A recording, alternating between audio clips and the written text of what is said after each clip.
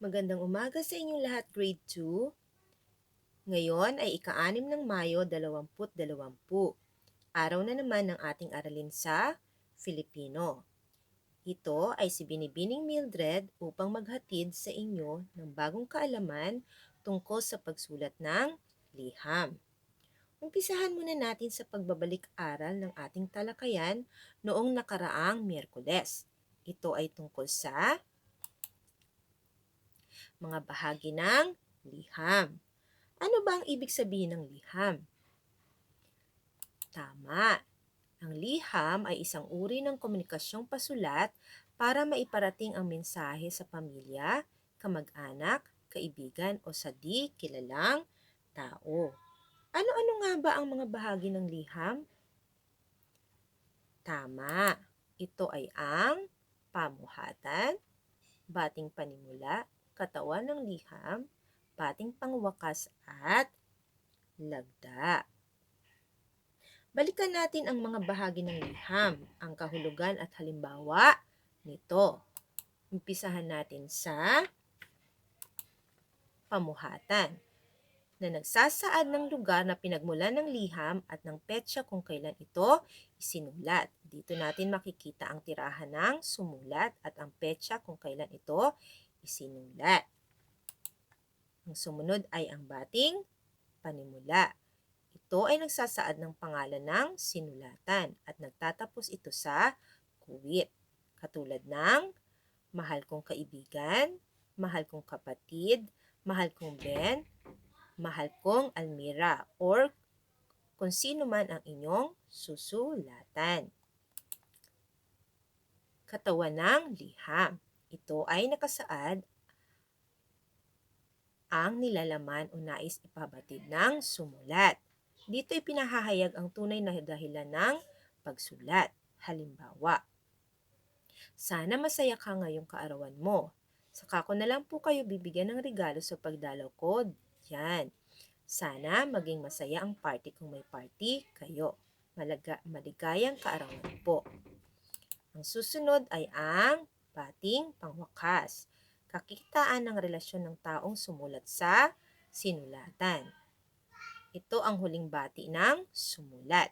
At ito din ay nagtatapos sa kuwit. Tulad ng ang iyong kaibigan, ang iyong kapatid o nagmamahal. At ang panghuli ay ang dagta, kung saan isinasaad ang pangalan ng sumulat.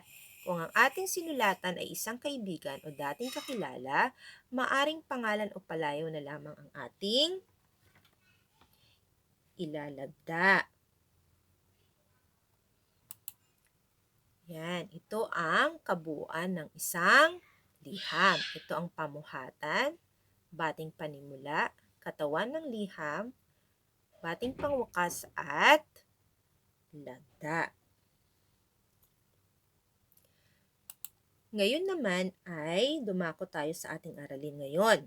Ito ay ang pagsulat ng liham. Ano-ano ang mga kasanayan sa pagkatuto ang inyong matututunan sa araw na ito? Ito ay ang natutukoy kung paano nagsisimula at natatapos ang pangungusap, nakasusulat ng liham pasasalamat alinsunod sa mga hakbang sa pagsulat ng liham. Balikan natin ang kasanayan sa pagkatuto na natutukoy kung paano nagsisimula at nagtatapos ang isang pangungusap. Kung inyong natatandaan ay napag-aralan ninyo ang tungkol sa pangungusap at dito ay tinalakay ko kung paano sinisimulan at tinatapos isang pangungusap. Paano nga ba? Tama, ito ay nagsisimula sa malaking titik at nagtatapos sa bantas.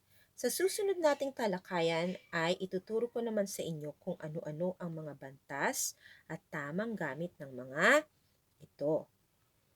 Tingnan ninyo ang liham. Ilang pangungusap mayroon ang katawan ng liham na ito? Tama, ito ay may 3 pangungusap. Ano ang napansin ninyong matapos ang una, pangalawa at pangatlong pangungusap? Tama, silang lahat ay nagtapos sa bantas na tuldok at nag-umpisa ang unang salita sa panibagong pangungusap sa malaking titik. Yan. Ito ay inyong tatandaan sa pagsulat ng liham. Alam na ba kung paano isusulat ang mga pangungusap sa katawan ng liham? Magaling! Ngayon ay tumungo na tayo sa ating aralin, ang pagsulat ng liham. Umpisahan natin sa pamuhatan. Ayan. Ang pamuhatan ay ang bahagi ng liham na kung saan ay makikita natin ang tirahan ng sumulat ng liham at petsa kung kailan ito isinulat. Paano ba natin isusulat ang pamuhatan? Una, ito ay isinusulat sa kanang bahagi ng liham. Ito. Yan. Simulan sa malaking titik ang tirahan dahil ito ay pangalang pantangi. Gayon din ang petsa.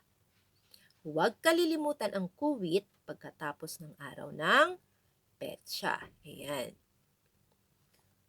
Dapat ay pantay-pantay ang pagkasulat ng tirahan at petsa. Ito. Naintindihan? Magaling. Punta tayo sa bating panimula. Lagyan ng puwang bago isulat ang bating panimula upang mas maayos itong tingnan dito. Ito ay isinusulat sa kaliwang bahagi ng liham. Ito siya. Simulan ito sa malaking titik. At huwag kalilimutan ang kuwit sa hulihan nito. Ayan, yan ang tamang pagsulat ng bating panimula. Sunod, katawan ng liham. Ito. Yan ang katawan ng liham. Maglagay ng puwang bago isulat ang katawan ng liham upang mas maayos itong tingnan dito. Ang unang pangungusap ay isusulat ng papasok. Hindi ito pantay sa bating panimula. Ito yon. Yung unang linya ay papasok. Pangatlo, simulan ito sa malaking titik dahil ito ay umpisa ng pangungusap. Huwag kalilimutan umpisahan ang bagong pangungusap matapos ang bantas sa malaking titik. Ito. So, sa bawat pangungusap, bago mag-umpisa ulit ang panibagong pangungusap, dapat ay mag-uumpisa ang unang salita sa malaking titik. Sa magkabilang dulo, dapat mula sa ikalawang linya dito hanggang sa hulihan ng katawan ng liham ay pantay-pantay ang palugit. Ito ang tinatawag na palugit. Sa English ay margin. Yan. Dito sa kaliwa at dito sa kanan. Ito ay dapat pantay sa bating panimula. Paalala lamang, ang pamuhatan at ang bating pangwakas ay dapat pantay rin sa palugit dito ng katawan ng liham sa kanang bahagi nito. Naiintindihan? Galing. Punta tayo sa bating pangwakas. Ito. Ito naman yon. Ito ay isinusulat sa kanang bahagi ng liham tulad ng pamuhatan.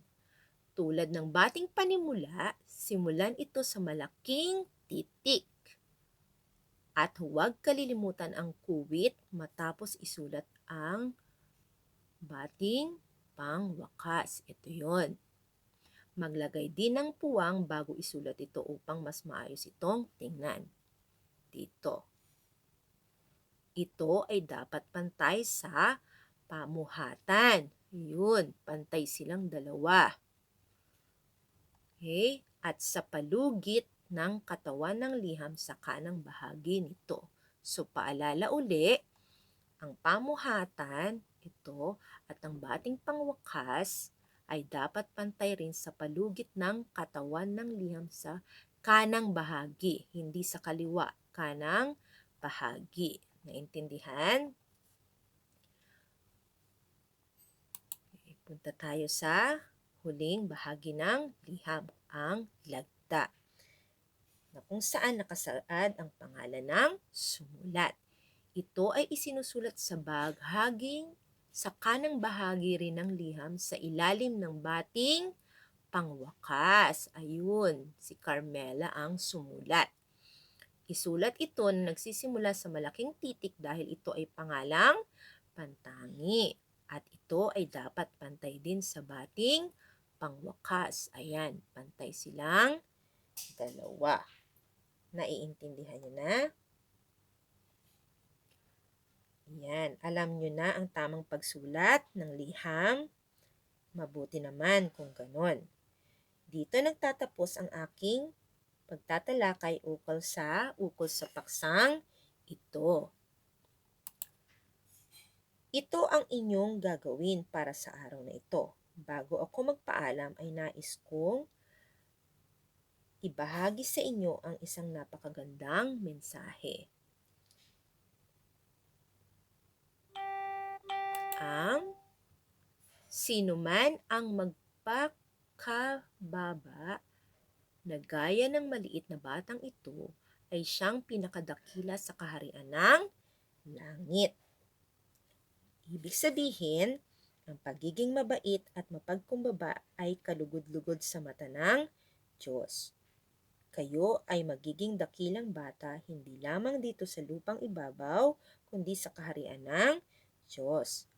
Pairalin ang pangunawa at hindi ang pagiging mataas ang tingin sa sarili upang mapanatili ang kaayusan ng bawat isa, gayon din ng buong mundo.